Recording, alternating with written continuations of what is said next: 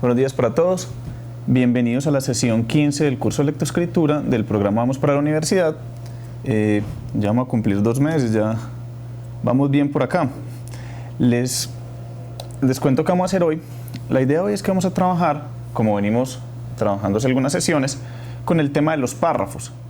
Nos dicen por aquí párrafos funcionales. Pues bueno, casi todos nosotros sabemos qué es un párrafo, pero vamos a mirar esto de funcionales en qué consiste. Y vamos a mirar que de todos esos párrafos funcionales, pues hoy nos vamos a enfocar específicamente en unos, que vamos a llamar por acá de introducción. Pues vamos a ver eso en qué consiste, cómo hace uno para reconocerlos cuando los lee y para poder escribir un párrafo de introducción también. Bueno, entonces, ¿qué queremos lograr hoy? Pues la idea es que hoy podamos reconocer los diferentes párrafos que componen un texto. Pues yo creo que que casi todos nosotros, si nos dicen, bueno, muéstrame un párrafo, uno es capaz de señalarlo. Pero yo no sé si todos pues podamos decir, bueno, un párrafo es esto, o yo puedo reconocerlo por estas características. Pues eso es lo que vamos a tratar de mirar hoy. Lo segundo sería definir los elementos que componen un párrafo de introducción, específicamente el de introducción, como función primordial de la estructura de un texto.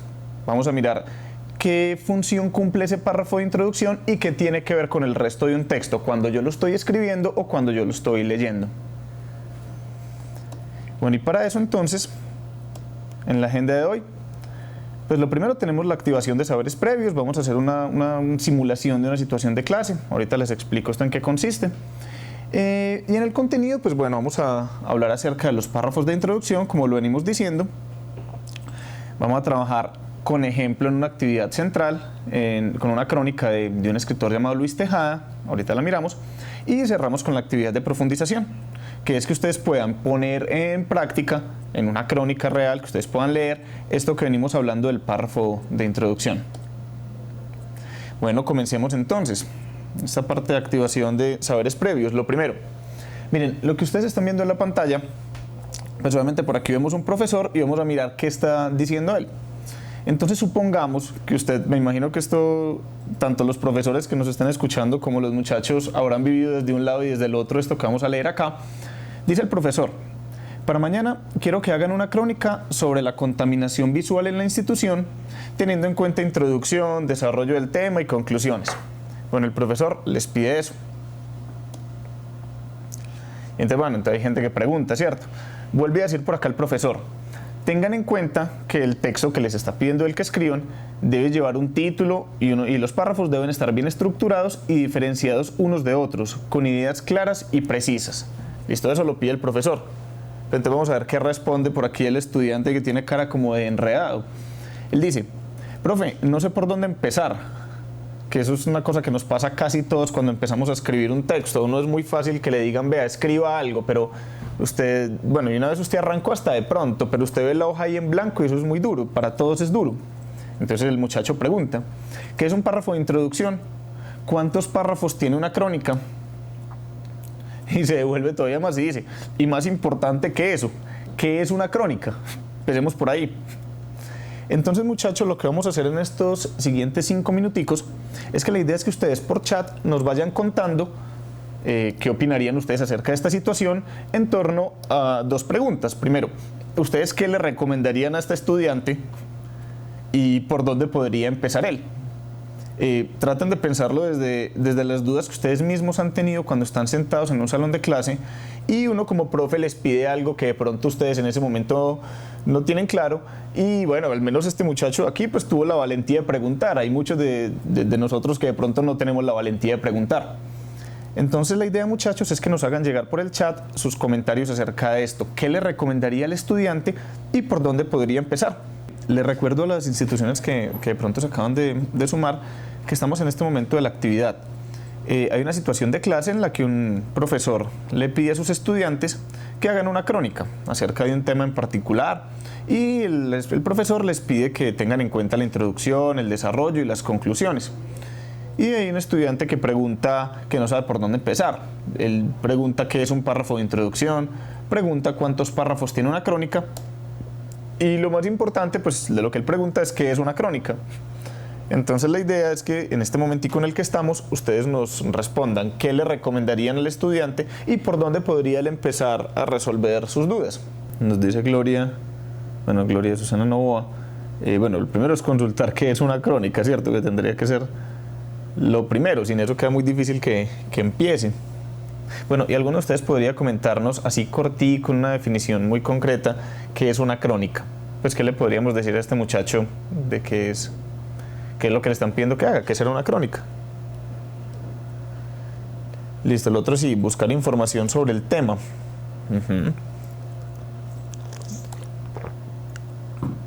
Definición de conceptos. Sí. Pero ¿de cuáles conceptos? ¿Del concepto de contaminación visual, que era el que le estaban pidiendo a él que hiciera la crónica, o del concepto de crónica primero que todo? ¿Qué piensan ustedes? ¿Qué será lo que él tiene que definir primero? Bueno, en realidad ambas cosas, ¿cierto? Pero ¿qué será más importante para que él pueda salir de sus dudas?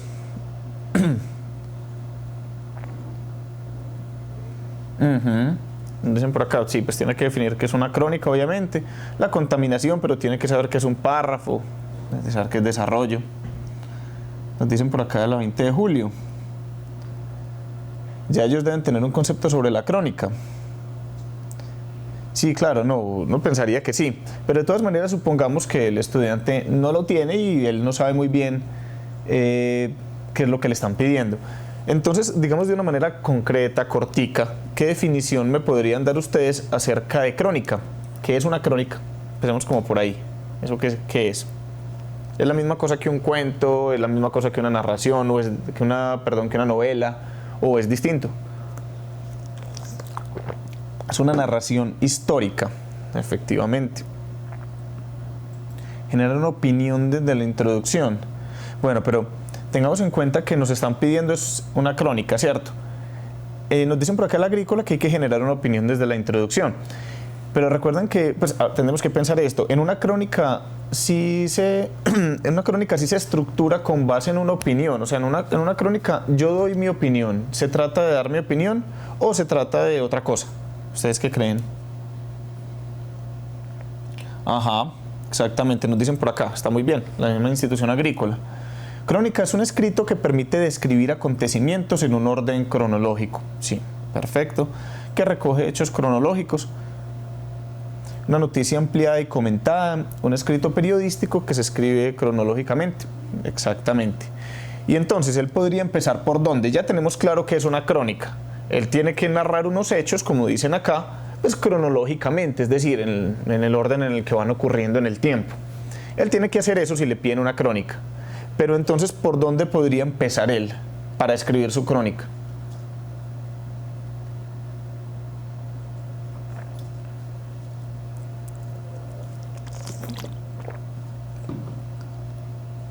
Miren, uno a veces cree que la escritura no requiere un plan, es decir, que uno puede sentarse a escribir y que todo eso va fluyendo de manera mágica, y en realidad no es así. Los textos bien escritos suelen empezar con que el autor haga una idea, haga un plan, haga una especie de mapa de lo que va a escribir, y en ese mapa de lo que va a escribir pues debe empezar por algo, y en el párrafo de introducción, que es el que vamos a ver hoy, él puede empezar a desarrollar su idea. Entonces, ¿qué se les ocurre a ustedes que tendría un párrafo de introducción? Sí, perfecto lo que nos dicen por acá de la agrícola. Se debe generar una organización de la información, es decir, un derrotero de las ideas. Exactamente. Muchachos, la próxima vez que se sienten a escribir algo, piensen en esto. No se trata de empezar a ver qué me fluye. Antes de sentarme a escribir, yo tengo que tener claro de dónde voy a partir y para dónde voy. Eso es lo mínimo. Después de eso, sí, las ideas pueden ir fluyendo de manera un poco más simple. Entonces, con todo esto que nos van contando, pues la idea es que podamos pasar a mirar efectivamente qué es esto de párrafos funcionales, que es el tema que nos convoca hoy. Antes de pasar a este párrafo de introducción, quedémonos por aquí un momentico. Lo primero, muchachos, yo creo que casi todos nosotros, si nos piden, como yo decía ahorita, si nos piden que identifiquemos un párrafo en un texto, usted lo puede señalar, usted puede decir con el dedo, sí, yo sé que esto es un párrafo, y le puede poner el dedo. Y la mayoría de las veces identificamos los párrafos solamente por su forma. Porque, sigamos, yo tengo una hoja por acá, vamos a hacer de cuenta que esto es una hoja. Entonces, si yo tengo, voy a hacer por aquí otro cuadrito. Sigamos, yo tengo listo por aquí el título. Y yo sé que hay varios,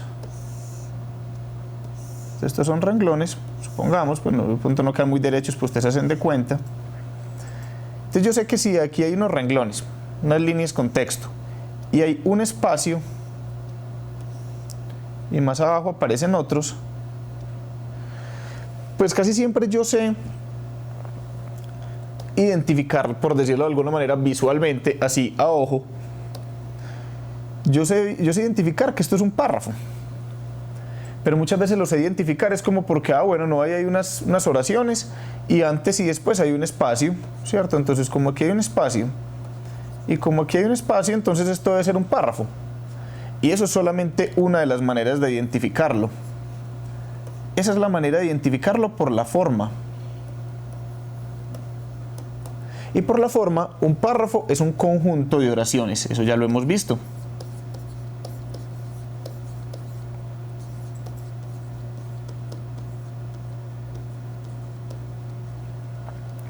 Ahora bien, hay otra manera también. Un párrafo no solamente tiene una forma, sino que tiene una función.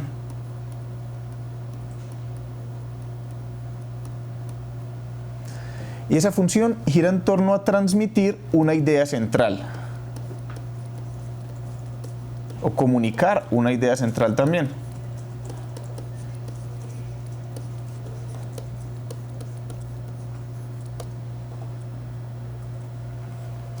Entonces, por eso hablamos aquí, esta introducción yo la hacía, muchachos, para que tengamos claro algo. Nos dicen aquí párrafos funcionales, porque en la clasificación que vamos a ver en la sesión de hoy y en la que vamos a ver en la próxima también, no vamos a clasificar a los párrafos de acuerdo con su forma, que eso ya lo hemos visto un poco. La vamos a clasificar de acuerdo con ¿qué? Con su función.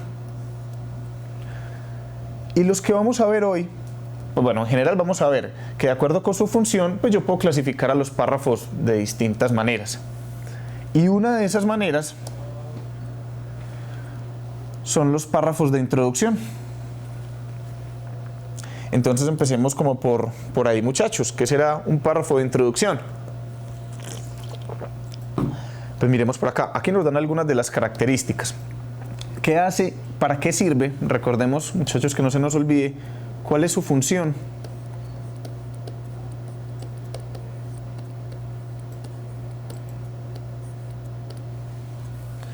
Entonces, mejor dicho, ¿para qué sirve un párrafo de introducción? Así de simple. Entonces, miremos que un párrafo de introducción sirve, primero, para atraer la atención del lector, para que éste se interese por una lectura más completa y comprensiva.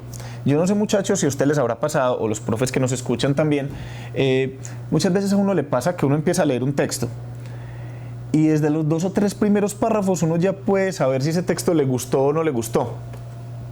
Y uno ya puede decidir si lo va a leer o no lo va a leer. Y ese hecho de que el texto a usted lo encarrete, por decirlo de una manera un poco coloquial, que a usted le guste, que usted quiera seguirlo leyendo, depende en mucha medida de los párrafos de introducción. Porque si en un párrafo de introducción a usted le dicen de qué le va a hablar el resto del texto, y usted entiende y usted dice, sí, este tema me interesa cómo me lo van a contar, usted sigue leyendo. Si no, no pasa nada, usted se queda ahí.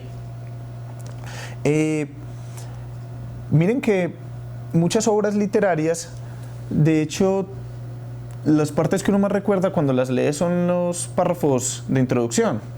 Bueno, un párrafo de introducción está más pensado para un texto de pronto más académico, pero lo puede ver uno también en una novela. Por ejemplo, cuando uno le pregunta a la gente si de pronto leyeron Crónica de una muerte anunciada, mucha gente recuerda la primera línea, que decía como el día en que lo iban a matar Santiago Nazar, y así. Y de hecho, 100 años de soledad también comienza de una manera más o menos así. García Márquez le pone mucha atención a los párrafos de introducción, porque él sabe, bueno, un escritor importante siempre sabe que de eso depende que el lector siga enfocado en lo que está leyendo. Pero bueno, sigamos entonces. ¿Qué más hace un párrafo de introducción? Pues da una visión global y suficiente de lo que puede encontrarse a lo largo del texto. Es decir, funciona un poco a modo de resumen o de programa, por decirlo de algún modo. Como de agenda. Es decir, el párrafo de introducción podríamos considerarlo como la agenda del texto. Cuando yo digo, vea, este texto, a medida que usted vaya leyendo, va a pasar esto y esto y esto. Presentan de manera general el tema y exponen la organización estructural de todo el contenido del texto. ¿Esto qué quiere decir, muchachos, para que lo entendamos bien? Que no es solamente que en el párrafo diga, ah, bueno, yo voy a hablar de las nubes. Y ya, y dejarlo, bueno, hola, yo me llamo tal y voy a hablar de las nubes. No. Se trata además de presentar el tema, que yo diga, bueno, yo voy a hablar acerca de las nubes, pero acerca de las nubes voy a revisar las definiciones que dan los autores acerca de qué es una nube, por ejemplo. Voy a mirar las categorías, los tipos de nubes que hay y finalmente pues voy a hacer un resumen concreto de eso. Yo le debo decir al lector, como si estuviera conversando con él, qué es lo que voy a hacer en ese texto. Y para eso sirve el párrafo de introducción. Bueno, todo esto que estamos mirando por acá ya lo conversamos. Vamos a mirar de acá que digamos que puede ser también relevante que mencionemos y que se nos haya pasado. Miren, varios de los asuntos ya que ya los mencionamos, pero es bien importante que pensemos esta, miren. Sintetizar los aspectos metodológicos que llevaron a escribir el texto. ¿Cómo así? Eso está como extraño. Bueno, aquí en este párrafo en general nos están resumiendo un poco las características que ya hemos hablado. Por eso voy a tomar una de ellas, que de pronto creo que nos puede quedar confusa. Primero, ¿qué será sintetizar? Cuando uno hace una síntesis, lo que está haciendo es ¿qué? Es un resumen.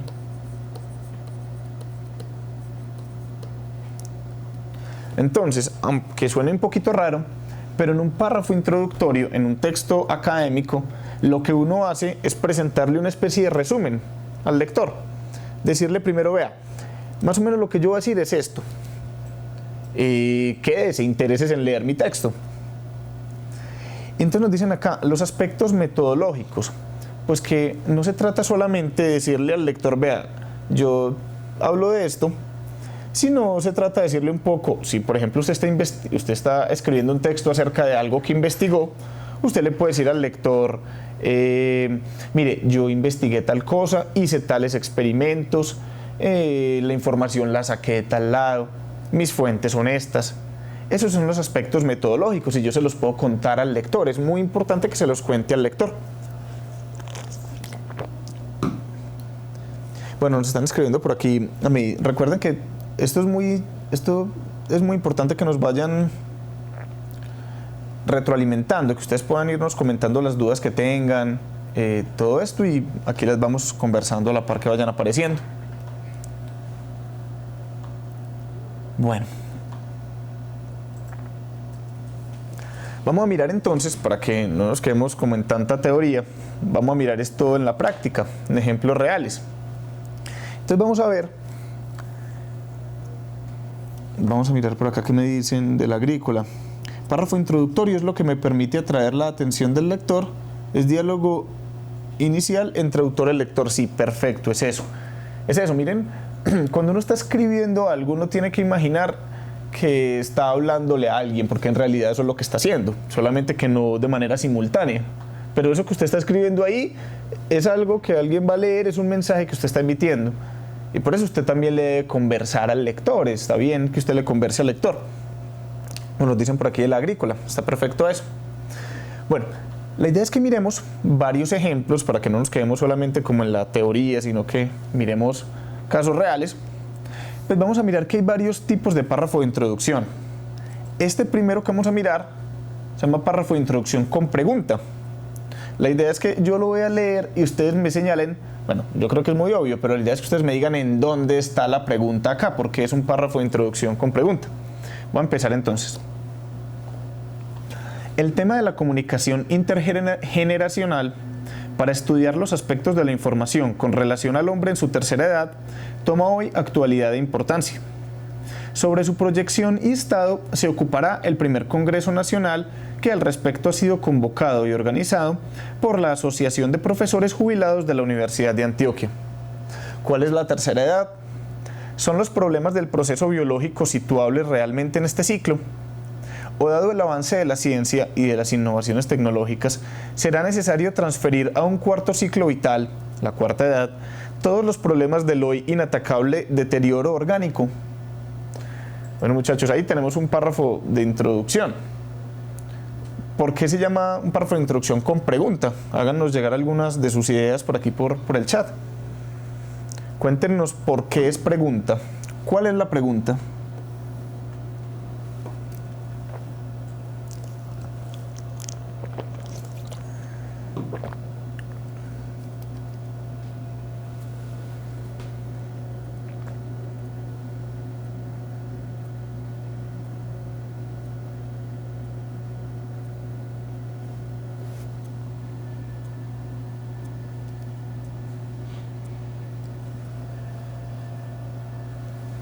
Recuerden que la idea, muchachos, es que me vayan escribiendo por chat qué es lo que creen ustedes que puede hacer que esto sea un párrafo de introducción con pregunta.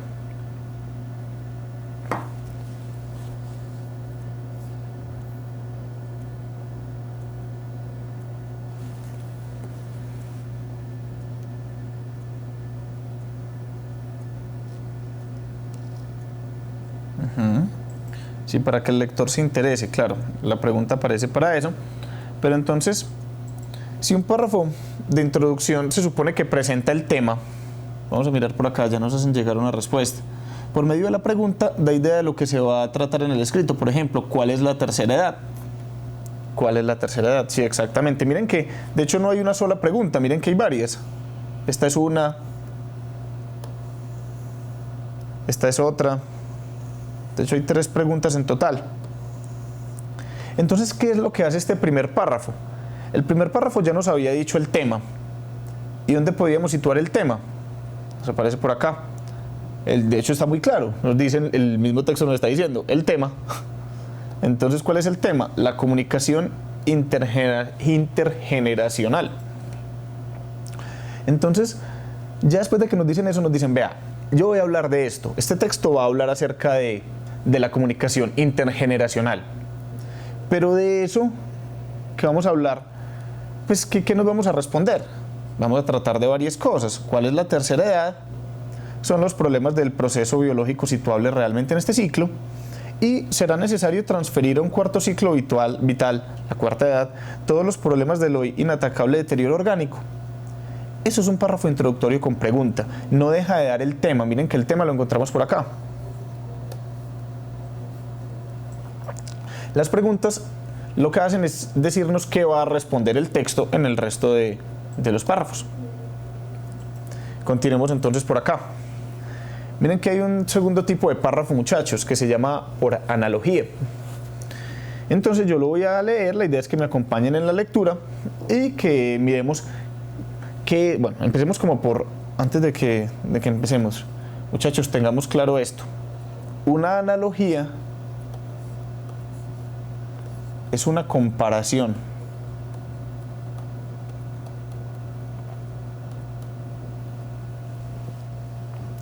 Entonces vamos a mirar, bueno, tengamos claro algo, cuando yo comparo algo, yo estoy comparando mínimo 2 elementos, uno con otro mínimo.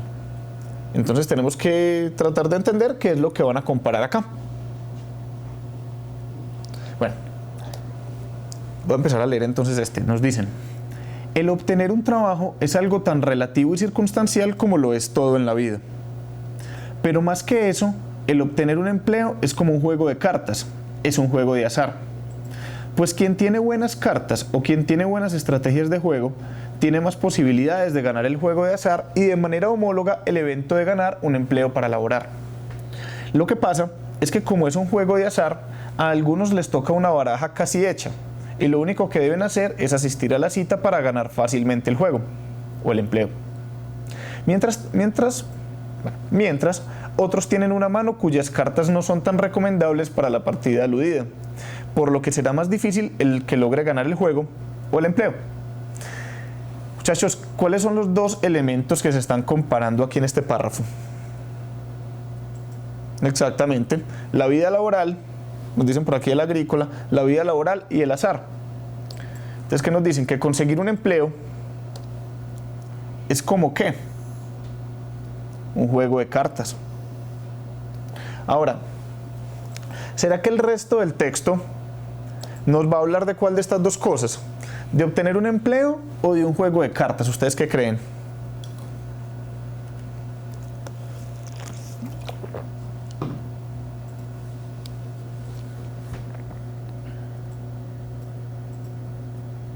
Exactamente, del obtener un trabajo. Ese va a ser el tema. Bueno, ahí.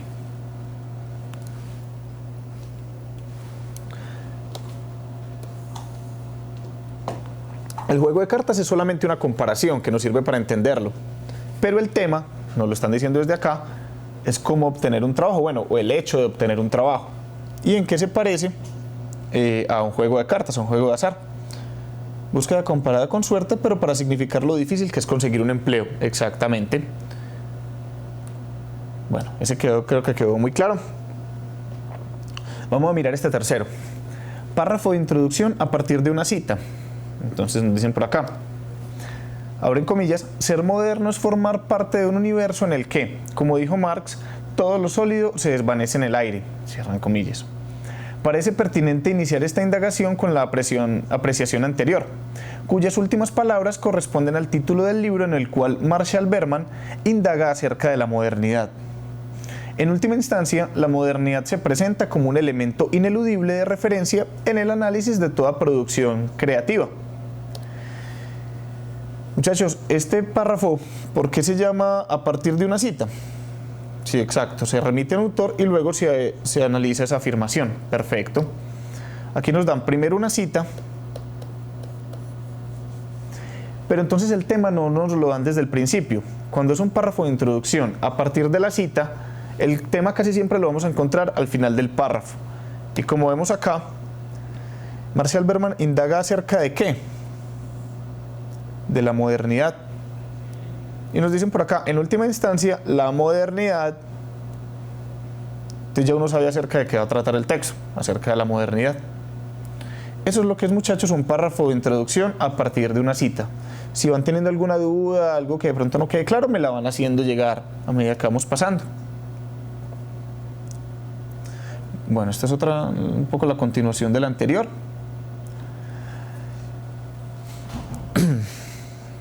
Primero se organiza la información planteada por el autor. Sí, primero, o sea, se plantea lo que el autor que está siendo citado decía y después se da el tema propio, el autor del texto da su tema propio. Vamos a mirar qué sigue por acá. Párrafo de introducción por definición. Muchachos, ¿qué es una definición? Pues cuando yo defino algo, estoy diciendo qué es algo.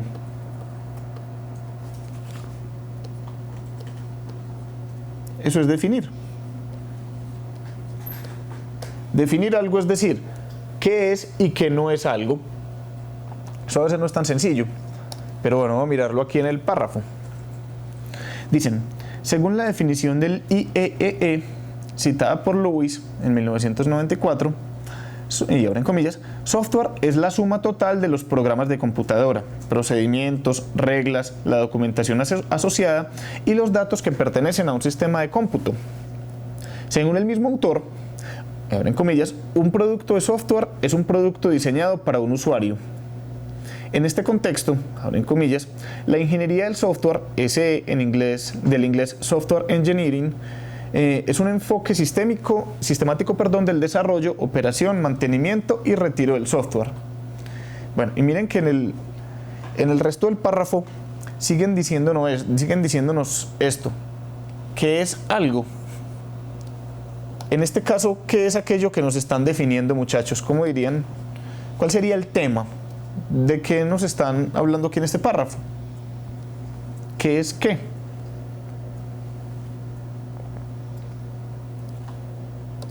Yo creo que, vamos a mirar, nos dicen por acá. Primero se aclaran conceptos, en este caso siglas, acrónimos, abreviaturas, palabras técnicas, palabras en otro idioma. Adicional a eso se refiere a una fuente consultada. Sí, es cierto. Hacen todo esto y nos sirve ¿para qué? Para definir qué. Como nos dicen por acá, el software.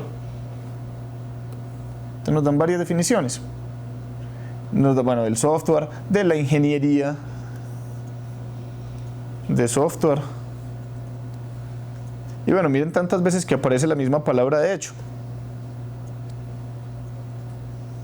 Y todas las veces que la podemos rastrear. Nos falta también esta por acá. Y esta, miren. Obviamente pues ya uno sabe qué es de lo que me están hablando, qué es lo que me están definiendo. Bueno, yo creo que eso nos quedó claro. Muchachos, si de pronto hasta ahí hay alguna duda, ustedes saben que pueden volver también a la presentación.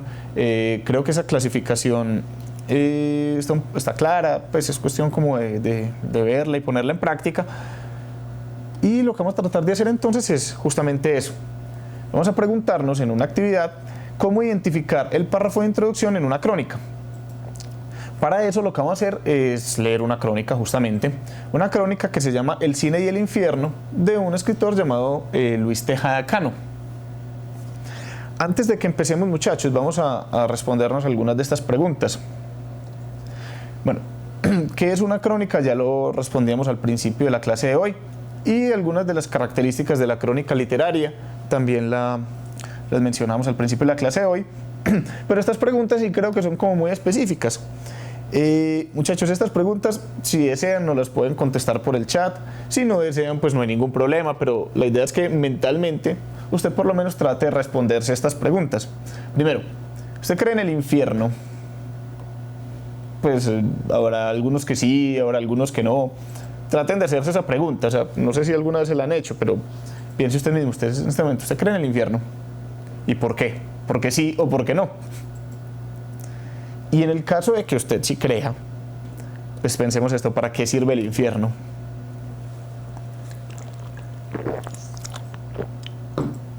Tengamos esas preguntas por ahí presentes en mente, porque pues ya nos vamos dando cuenta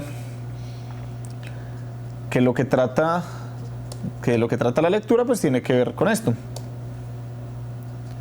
Entonces vamos a leerla. Yo la voy a leer completa y ustedes me van siguiendo en la lectura desde allá. Entonces voy a empezar. El cine y el infierno. Esta mañana, mientras me ponía el pantalón, he decidido creer firmemente en el diablo. Nunca como hoy he estado tan convencido de que ese personaje debe existir, de que es necesario que exista. Ante todo, no vayáis a pensar que esta afirmación obedece a un arranque súbito de credulidad. No, es una serie de cavilaciones mentales perfectamente razonadas y razonables que he venido deduciendo lógicamente desde anoche y que han tenido este último resultado inconmovible. El diablo debe existir. Y el infierno también, claro. Vamos a dejar por acá. Fue anoche en cine, mientras veíamos, silenciosos y mojados por la lluvia, la proyección de una película americana, cuando yo empecé a concebir mi teoría. Precisamente en el momento en el que el tigre se iba a comer a la protagonista, tuve yo la primera idea vaga sobre la necesidad metafísica del infierno. Y cuando, por última vez, los héroes aparecieron en la pantalla felices y sonrientes en su luna de miel, ya había formulado casi por completo mi afirmación trascendental. Para que la vida sea activa y profunda es necesario que exista un peligro. Ese peligro puede ser el infierno. Muchachos, hagamos una pausa ahí para que podamos practicar lo que hemos venido haciendo durante todo el curso hasta acá, que es la idea de todo esto. Lo primero, lo que estamos leyendo ahí, lo que estamos leyendo en este caso, el cine del infierno, bueno, nos dicen que se llama crónica, pero pese a que nos digan que se llama crónica, hay algo, nos están contando unos eventos, pero esos eventos le sirven al autor para hacer una reflexión acerca de algo, y nos está presentando unas opiniones que él tiene. Si tomamos este último párrafo que acabamos de leer, tratemos de recordar que en la sesión anterior habíamos mencionado que la idea central de un párrafo podía estar al principio, en la mitad o al final. Ustedes en este párrafo que acabamos de leer, ¿en dónde creen que puede estar la idea central?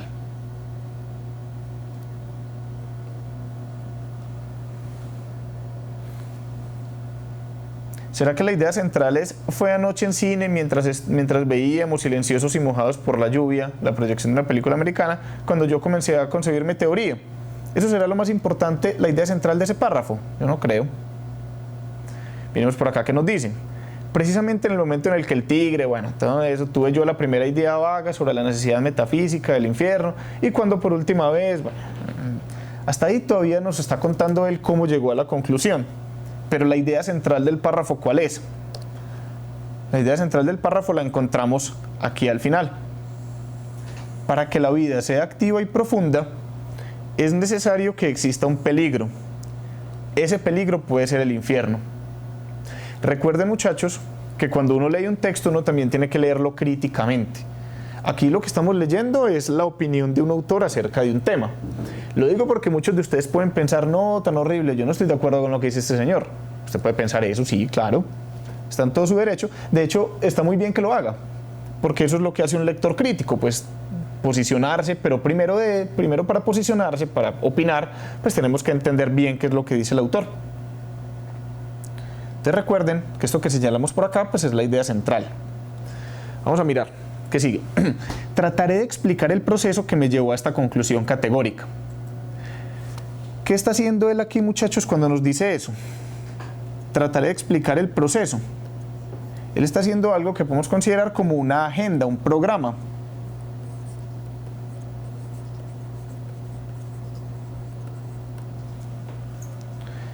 Programa metodológico, ¿cierto? Entonces, pero ya nos dio la conclusión antes.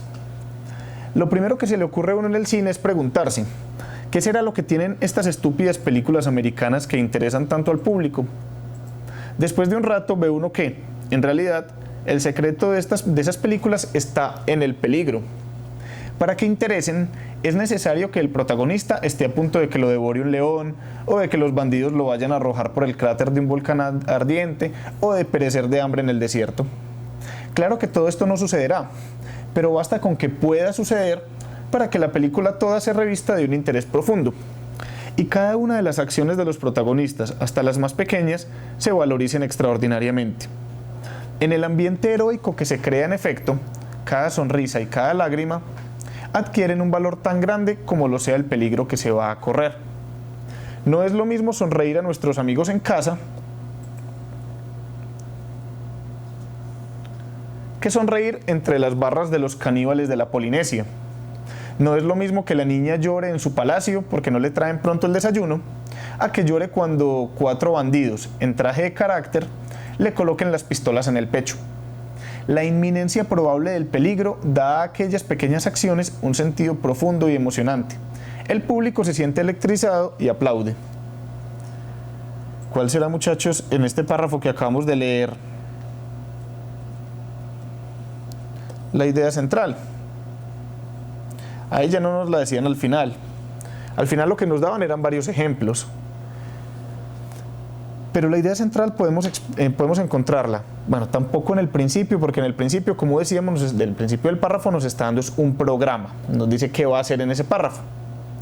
Pero él nos dice por acá, después de un rato, bueno, y se intenta responder la pregunta de por qué las películas americanas le gustan a la gente. Y él dice, ve uno que, en realidad, el secreto de esas películas está en el peligro. Para que interesen, es necesario que el protagonista esté a punto de que lo devore un león, en fin, todo esto. Ahí entonces podemos encontrar la idea central de este párrafo, en que el secreto de esas películas está en el peligro. Es un párrafo entonces, como habíamos dicho en la sesión anterior, medial.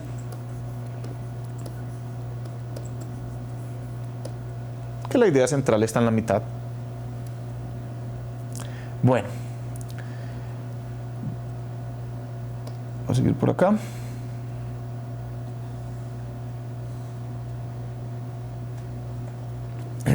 Ahora bien, traslademos a la vida la técnica sabia y simple de las películas americanas. La vida en sí es aburridora y no tiene razón de ser. Nuestros esfuerzos se pierden en el vacío y cada día las emociones se hacen más fugitivas y superficiales. Para ciertos hombres escépticos, las antiguas fuentes de felicidad se están agotando. Ya ni en el pecado se encuentra un pequeño placer, porque el peligro está perdiendo su prestigio místico y peligroso. El placer se aprecia cuando nos cuesta algo, cuando arriesgamos algo para conseguirlo. El placer, para que nos emocione hondamente, hay que buscarlo, como los expedicionarios de las películas americanas van a buscar el tesoro escondido en la isla, aventurándose a todos los peligros probables. Entonces, hay necesidad de fabricarse un león metafísico que esté a punto de devorarnos a cada momento. Y ese león metafísico puede ser muy bien el infierno. Si nosotros llegáramos a creer con sinceridad, con absoluta y ciega sinceridad en el infierno, la vida adquiriría de nuevo su valor emocional y la felicidad sería posible en el mundo. La idea central acá, muchachos, pues gira en torno al placer. La encontramos por aquí en la mitad. El placer se aprecia cuando nos cuesta algo. Todo el resto del párrafo es otra forma de decir esto mismo. Sí, lo mismo que nos acaban de decir acá. La idea central está en el placer se aprecia cuando nos cuesta algo. Perfecto. Sí, es justamente lo que estábamos mencionando por acá. Entonces, ya para que terminemos, suponeos, por ejemplo, el amor. Si yo estoy convencido de que el beso que le voy a dar a mi prima detrás de la puerta puede costarme la salvación eterna, ¿cómo será de intenso y delicioso ese beso? ¿Cómo me acercaré a ella temblando de emoción? ¿Y cómo lo saborearé después sabiendo lo que me pudo costar? Las cosas se aprecian por lo que nos valen. Si lo que arriesgamos por ellas es infinito y eterno, como la salvación, infinita será la felicidad con que las disfrutemos. En la expectativa de ese peligro inminente, las acciones, grandes o mínimas, se valorizan hasta un grado inconmensurable, y la vida se convierte en un campo invisible de batalla, en que todo lo tendremos que conquistar con nuestra audacia y nuestro esfuerzo. Indudablemente, el infierno es una institución sabia y necesaria. No me explico cómo hay quienes no creen bien en él. Sí, miren, nos dicen por acá del agrícola, exactamente. Hay párrafo con preguntas. Por aquí encontramos la pregunta.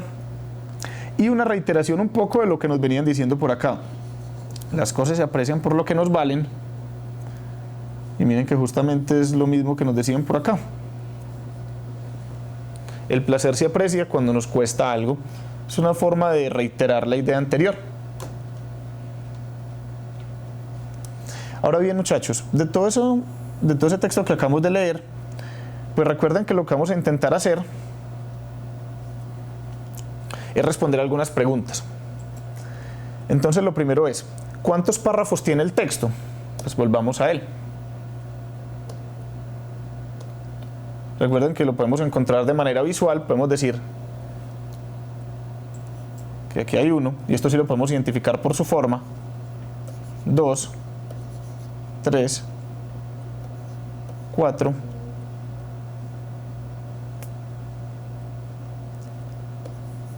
5, 6 y 7. Ahí tenemos 7 párrafos. Y la idea principal de todo el texto la podíamos encontrar ¿en dónde?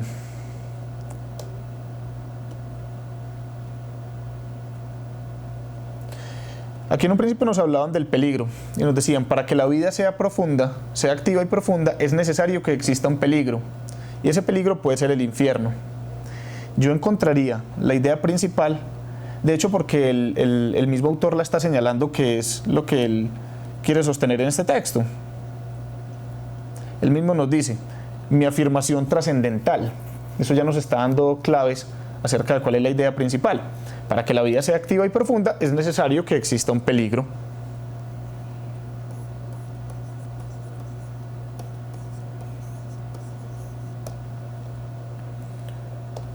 Volvemos entonces por acá. ¿En qué momento el cronista empieza a creer en la existencia del diablo? Bueno, él en realidad no nos habla directamente del diablo, ¿cierto? Nos habla del infierno. Bueno, listo. Hay algo importante que considerar acá, de lo que nos dicen de la Gerardo Patiño. Recuerden que la oración principal tiene que tener un tema, pero lo que se dice acerca de ese tema. Entonces, recuerden que sí, el tema puede ser la creencia en el infierno, pero ¿qué nos dice el autor acerca de eso, acerca de ese tema? Que esa creencia en el infierno es necesaria para que la vida sea activa y profunda. Entonces, es lo que nos dicen acerca del tema, lo que hace la idea principal. Recuerden eso. Y entonces pasemos ya por aquí a esta parte. Preguntas inferenciales. ¿Cuál es la relación del título con el texto? Pues yo creo que es muy claro. El cine y el infierno. Él llegó y fue a ver una película y en esa situación en la que estaba llegó a algunas conclusiones. Entonces, si el diablo existe, entonces el infierno también. Esta pregunta yo más bien la dejo para que ustedes la puedan discutir en los salones en los que estén, al igual que esta pregunta crítica, porque no tiene mucho sentido que yo solamente dé mi opinión, me interesa más que ustedes puedan opinar. ¿Considera que el peligro es necesario para hacer del mundo un lugar feliz? Es decir, ¿usted está de acuerdo o no está de acuerdo con el autor? Pero entonces, algo nos queda pendiente, y es esto. Hoy hablamos de los párrafos de introducción. ¿Será que este texto tiene un párrafo de introducción? ¿Uno o varios? Vamos a mirar. Pues muchachos, el párrafo de introducción, pues obviamente uno puede decir, casi siempre se encuentra pues, al principio. ¿Dónde lo va a encontrar? Sí, claro, casi siempre lo encuentra al principio. De todas maneras, hay que mirar que algunas veces no solamente es el primer párrafo, sino el segundo. Incluso nos van en el tercer párrafo a veces diciendo todavía cositas introductorias. Entonces vamos a mirar cuál es el que cumple esta función, no solamente el que está en la posición del primer lugar, sino cuál cumple esa función. Esta mañana, mientras me ponía el pantalón, he decidido creer firmemente en el diablo. Nunca como hoy he estado tan convencido de que ese personaje debe existir, de que es necesario que exista. Ahí muchachos nos están diciendo ya el tema, nos lo están esbozando más o menos, nos están diciendo que el autor pues decidió creer en el diablo. De todas maneras, miren que ya que leímos todo el texto, sabemos que el texto no trata solamente de que él crea en el diablo. El texto va a tratar acerca del por qué cree él que es importante el infierno. Entonces ese primer párrafo no se queda ahí, la introducción no se queda ahí. Él llega y nos dice después: ante todo, no vayáis a pensar que esta afirmación obedece a un arranque súbito de credulidad. No. Entonces ya nos va a decir, recuerden, cómo llegó a esa conclusión. Un poquito como el detrás de cámaras del texto. No, es una serie de cavilaciones mentales y ya él nos va diciendo. Y que han tenido este último resultado inconmovible. El diablo debe existir. Y el infierno también, claro. Entonces, muchachos, yo creería que ambos párrafos, no solamente el primero,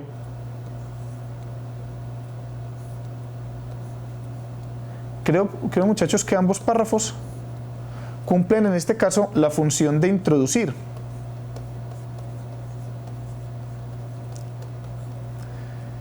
En el primero nos dicen a qué conclusión llegó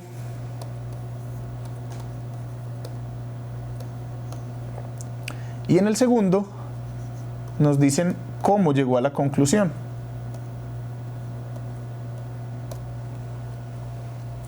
Entonces, no solamente uno se puede dejar guiar por decir, bueno, ¿cuál es el párrafo de introducción? Pues el primero, no necesariamente. Pues generalmente sí, el primero es el párrafo de introducción, pero puede ser que uno en el segundo párrafo también encuentre algunos elementos de introducción. Bueno, muchachos, espero entonces que nos haya quedado claro pues todo el tema de los párrafos de introducción, para que podamos pasar ya a la actividad que ustedes van a desarrollar. Vamos a dejar esto pendiente. Miren, les sugerimos desde acá que puedan hacer en los salones en los que están trabajando este ejercicio.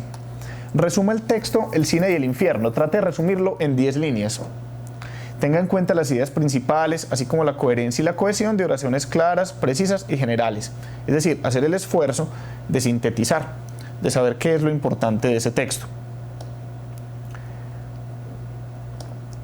Muchas gracias entonces y quedamos pendientes para las dudas que nos vayan haciendo llegar. Que continúen entonces con la actividad.